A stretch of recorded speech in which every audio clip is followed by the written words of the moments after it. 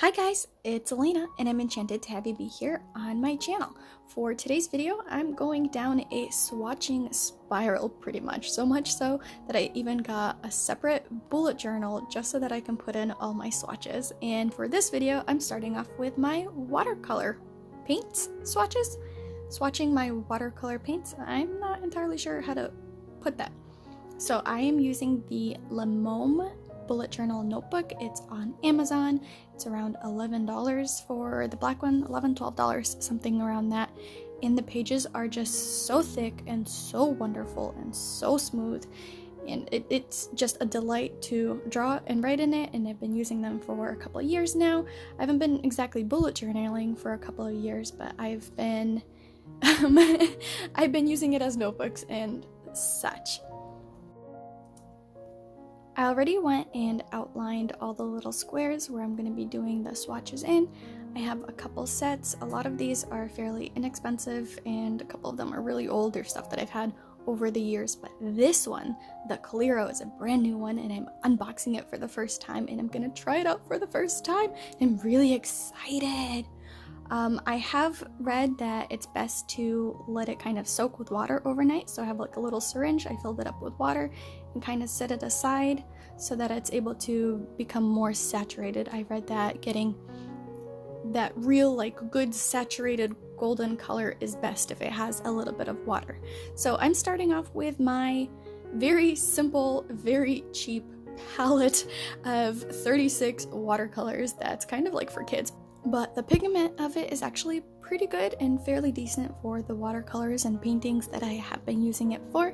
So that's gonna be used kind of as my first swatch test, so to speak. I'm really not sure what is the proper way of doing swatches. I'm not really sure if I am using the watercolor paints correctly. I hope I am. It's been working for me so far. If you have any tips or suggestions, let me know down in the comments, but I wanted to see how the colors are going to look with just like a plain block with it watered down. So I put like a little droplet of water and just kind of let it spread through that droplet of water. And then I wanted to see how the colors look when you're trying to do either dots or like writing. So that was kind of my like 3 sections of swatching these colors. So not only do I see how the pigment react with the paper, I can also see kind of different circumstances for the way to use the watercolors.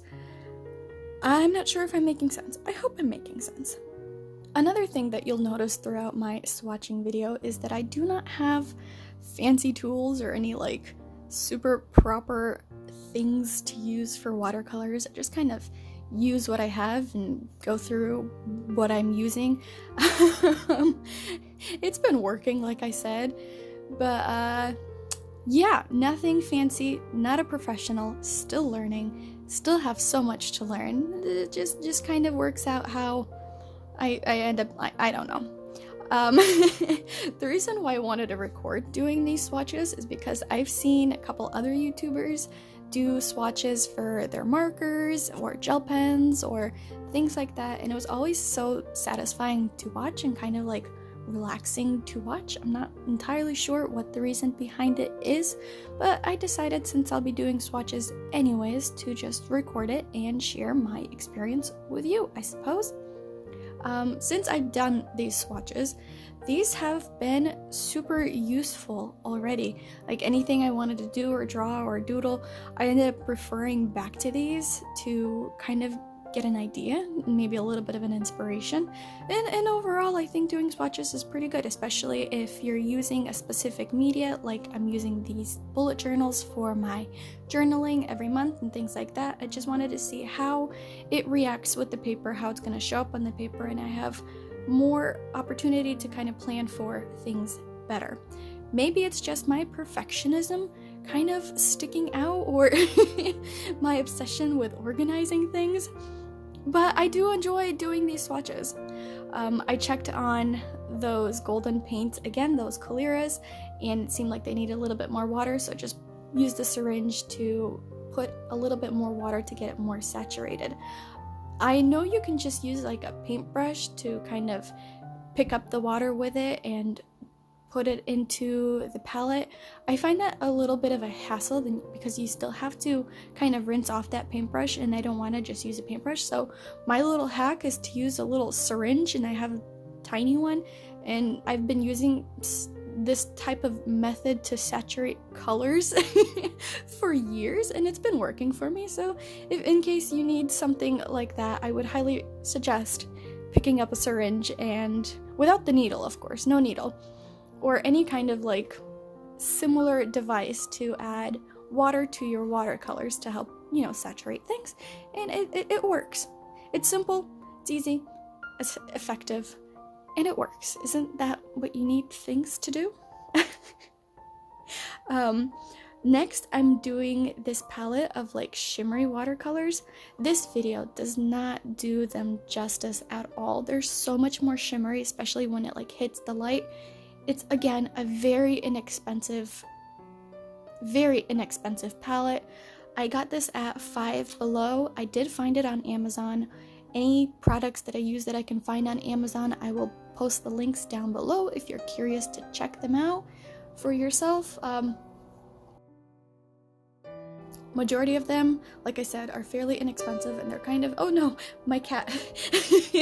My cat likes to visit me sometimes, and with the watercolors, it just not a good mix. Especially if she like steps in the paint and leaves a footprint for me. As cute as that would be, that would really, really mess with my perfectionism. As I was saying, I'm gonna put down links in the description if you want to check out any of the art supplies that I have been using. Like I said, they're fairly inexpensive. They're mainly marketed towards kids, but the pigments are actually fairly good for the price that they're at, and I'm quite happy, especially if you're starting off or trying to learn or just need it to use for your bullet journals. I'm quite happy with the way these watercolors come out. The little buddy I have today with me on the top left corner is a snake plant. Her name is Luna, and she's tiny and cute and kind of works out for, you know, taking videos of and stuff. Take a look at like the shimmeriness of this palette. It really, the camera does not do it justice. In real life, there's like so many more sparkles, and it just looks so cute and so pretty. It's not super pigmented, but it is quite shimmery and quite delightful to use. I've used it quite often on paintings, and I've done some paintings on here for my Zodiac Book of Shadows, which is kind of at a standstill right now because I'm deciding to move it to a different type of booklet, so might have to redo a couple of those videos. But the pigments of these very simple and inexpensive palettes are pretty good. Really good. I think these palettes are under $10. But yeah, especially if you're trying to learn or trying out something new and you want to get into watercoloring, I would not recommend starting off with something super expensive. So these really work out great. Another thing that I wanted to keep in mind of while doing these swatches is to see how the paper reacts to a lot of watercolor. There is a little bit of warping, but if you kind of lay it flat, it comes back to normal, so to speak, and it doesn't really affect the pages that much. It doesn't really bleed through. Actually, there is no bleed through from the watercolors at all. The paper is like that good, and it's fairly smooth too, so it's not going to damage your brushes, and it's not going to damage your markers if you're going to use your markers. And it's just like a really good bullet journal. I don't know. I feel like this is an advertisement, though I'm absolutely not sponsored by any of these products at all. Although the links down in the description that I'm sharing with you are affiliate links through Amazon. It's through their affiliate program, so they're not sponsoring me. I'm just sharing the links that I enjoy using. What is your favorite thing to use watercolors for? Or what type of paintings are your favorite type of paintings to paint? Do you like to do nature paintings, or more of like people paintings or portraits or flowers or things like that? I'm just really curious as to other people's experiences with watercolors. And here is a little bit of plastic ASMR for you.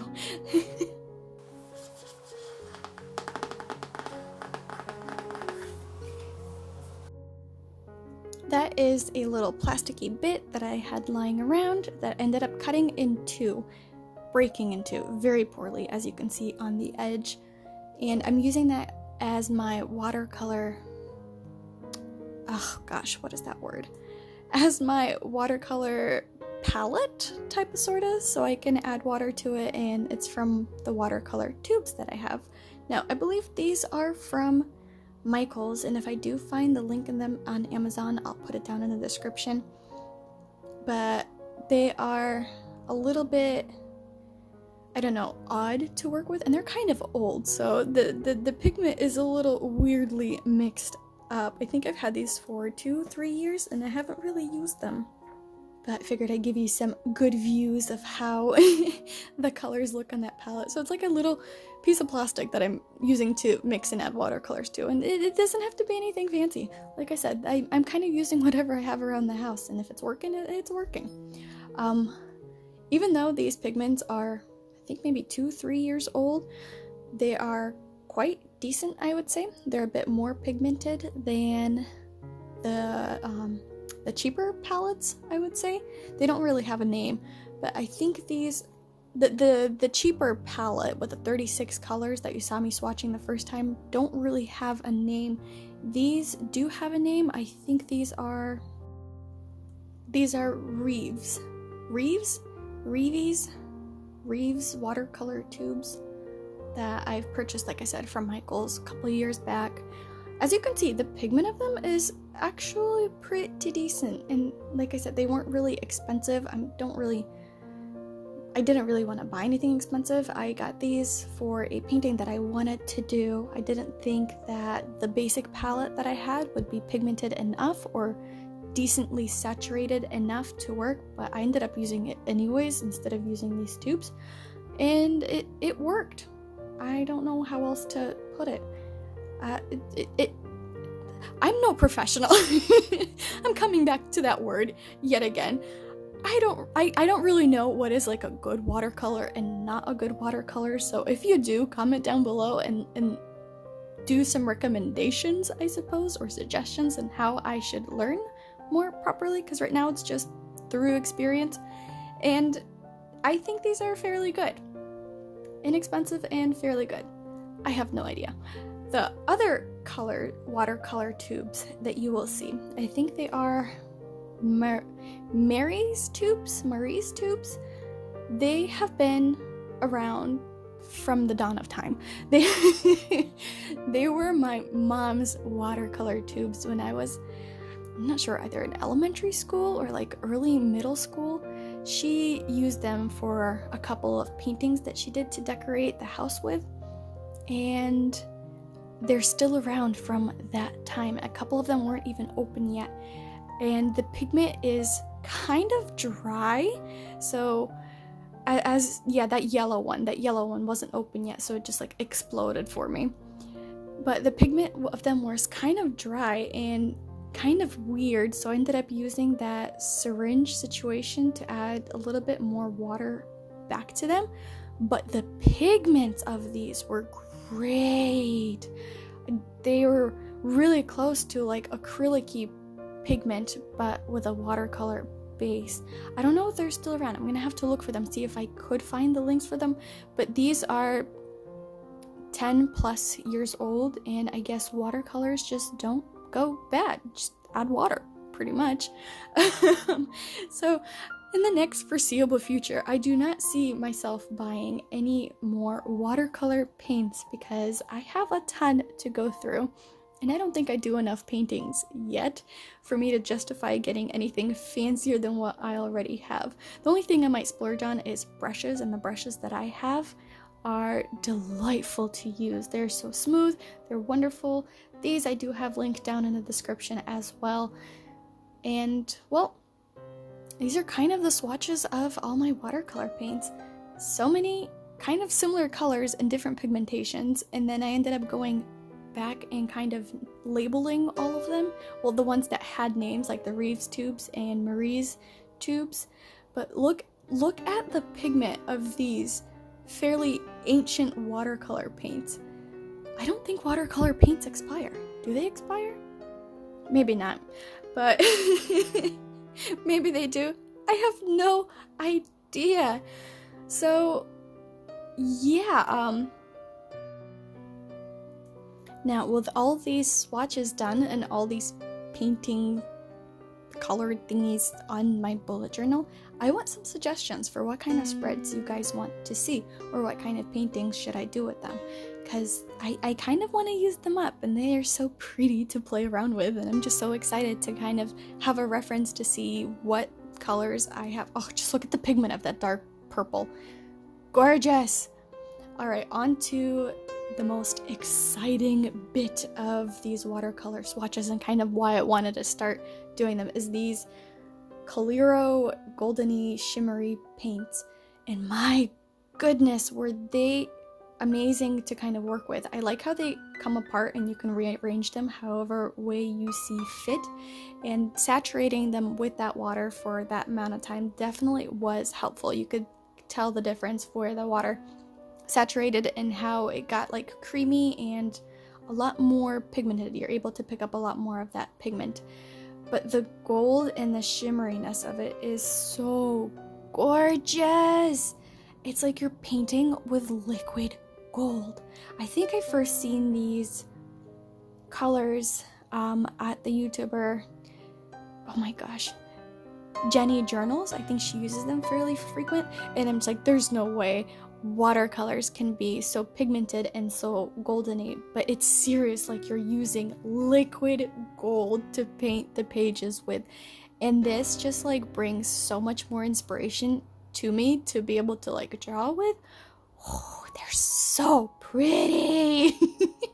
So pretty and so shimmery, and I was so excited to use it. It's literally like, I don't know, like gold foil. They're so pigmented. I would definitely recommend saturating it with water before you use them, because that's really what brought out that pigment. You're able to pick it up on that brush quite a whole lot easier.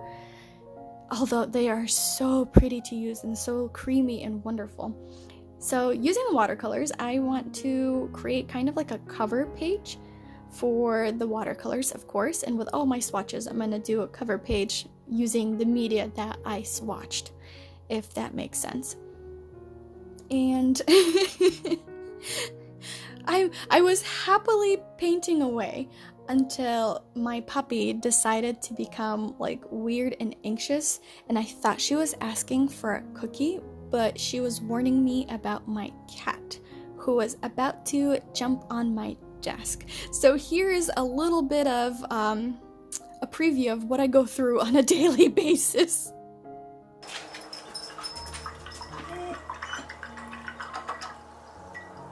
Issy, leave her alone.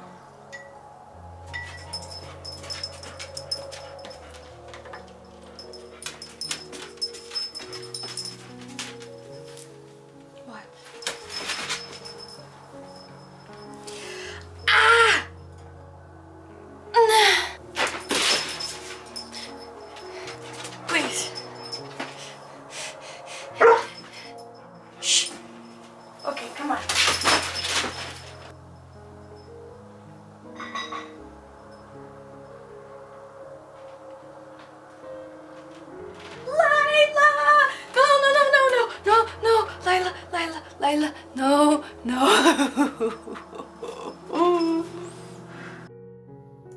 Ah, yes, cats. Cats are a delight until they leave little inky footprints all over the place. Thankfully, she didn't end up stepping anywhere and making a mess. Although it would have been kind of cute. I wouldn't have minded a kitty print on the cover page. That would have been kind of cute. But I'm glad she didn't mess it up. So I tried to do this like yellow and red and pinkish ombre in the background, and I wanted to do this gorgeous like dark indigo kind of forward center sort of thing for the painting, and I wanted to label it as watercolors. So I used my coasters that I have in my office that kind of go with my aesthetic, and it's this cute hexagonal shape, and I decided to kind of put that theme throughout my whole swatching journal, if that makes sense. And this color was just so pretty, and I feel like it covered up majority of my mistakes on the blending for the red and the orange. Like I said, I may have been using them for years, but I still have so much more to learn. As I've said, I've ended up putting the names. Some of the tubes had names like indigo and royal blue and whatever, so I just wrote those in so I can see from the brand and pick out the proper color that I needed while that background was drying, so to speak. And then I ended up doing an outline of what I wanted to write, and I used those beautiful beautiful gold watercolor palettes to write out watercolors on that background page. But I quickly learned that my handwriting is crap, and it didn't come out as good as I wanted it to, but it works. I'm just gonna leave it as is, and I'm gonna work on my handwriting skills later. So there has been a lot of learning done while I was doing these swatches and learning how the pigments react with the water, with the paper, and all that fun stuff. Ooh, kind of like a peel porn for you. I just think it is so satisfying to take off the tapes off of a painting and you get that like crisp, almost crisp edge, and it just looks so cool, and it's shimmery, and I need to work on my handwriting. Another thing that I have learned, and kind of the hard way, is not to use artist sticky tape or glue tape, sticky tape, I think, double-sided sticky roll-on tape, I'm not sure, the blue thing that I was using to start off with the tape on watercolor paper, because it ends up picking up the paper and it ends up ripping the paper. Yeah, that blue thing. It's fine on this side, fine on that side, and then it goes roar. So I ended up having to go old school and use a glue stick to glue it in as the front cover for that. To flatten that out, I put my beautiful plant on top and let it sit overnight so that the pages flattened out just a little bit and it's not as, well, wavy and crispy. And here is the flip through for it.